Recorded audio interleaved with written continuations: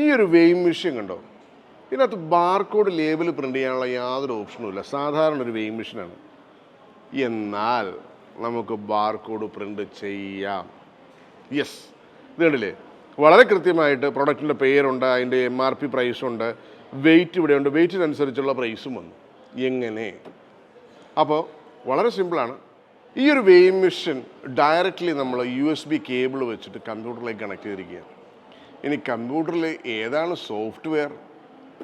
ഇന്ത്യയിൽ തന്നെ ഏറ്റവും സാങ്കേതിക വിദ്യയുള്ള AI ടെക്നോളജി എല്ലാം ഉള്ള റീറ്റെയിൽ ഡാഡി ബില്ലിംഗ് സോഫ്റ്റ്വെയർ. ഈ റീറ്റെയിൽ ഡാഡി ബില്ലിംഗ് സോഫ്റ്റ്വെയറിൻ്റെ സെയിൽസ് പാനലിൽ ചെല്ലുക, റൂബിക് സെയിൽസ് പാനൽ. അവിടെ നമുക്കൊരു ബട്ടൺ ഉണ്ട്, റിവേഴ്സ് ബാർകോഡിംഗ് ടെക്നോളജി. അതിലൊന്ന് ക്ലിക്ക് ചെയ്യുക. അതിനുശേഷം ഈ പ്രൊഡക്റ്റ് ഏതാണെന്ന് വെച്ചാൽ പാക്ക് ചെയ്ത് നമ്മളെടുത്ത് നേരെ വെയിങ് മെഷീൻ്റെ പുറത്ത് വയ്ക്കുക. ഈ വെയിങ് മെഷീനിൽ കാണുന്ന അതേ വെയിറ്റ് തന്നെ നമുക്ക് റീറ്റെയിൽ ഡാഡി ബില്ലിംഗ് സോഫ്റ്റ്വെയറിൽ റൂബിക് സെയിൽസ് പാനലിൽ കാണാൻ സാധിക്കും.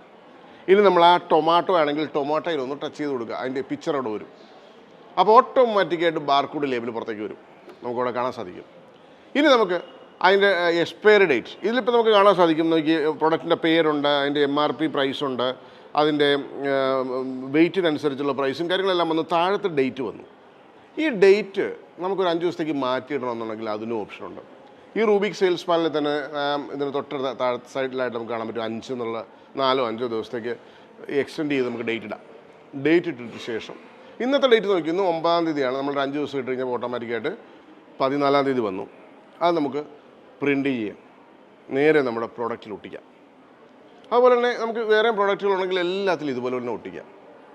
അപ്പോൾ അതിനുശേഷം നമ്മൾ ഷോക്കേസിൽ വെക്കും. നമ്മൾ മേശപ്പുറത്തൊക്കെ നിരത്തി വെക്കും. കസ്റ്റമർ വന്ന് എടുക്കുമ്പോൾ നമ്മൾ ആ മുമ്പേ ടിക്ക് ചെയ്തിരുന്നത് അത് അൺടിക്ക് ചെയ്യും. ഏത് നമ്മുടെ റീപാക്കിംഗ് എന്നുള്ള മാറ്റിയിട്ട് നമ്മൾ സാധാരണ ബാർകോഡ് സ്കാൻ ചെയ്ത് ഇവനെ അങ്ങോട്ട് സെയിൽ ചെയ്യും. എത്ര വേണമെങ്കിലും പ്രോഡക്റ്റ് നമുക്ക് സ്കാൻ ചെയ്ത് സെയിൽ ചെയ്യാം. അപ്പോൾ സെയിൽ ചെയ്യുമ്പോൾ നമുക്ക് അവിടെ കാണാൻ സാധിക്കും ബില്ല്. ക്വിക്ക് പേ എന്നുള്ള ബട്ടണിൽ ക്ലിക്ക് ചെയ്യുക, അപ്പോൾ തന്നെ ഓട്ടോമാറ്റിക്കായിട്ട് ബില്ല് വരും.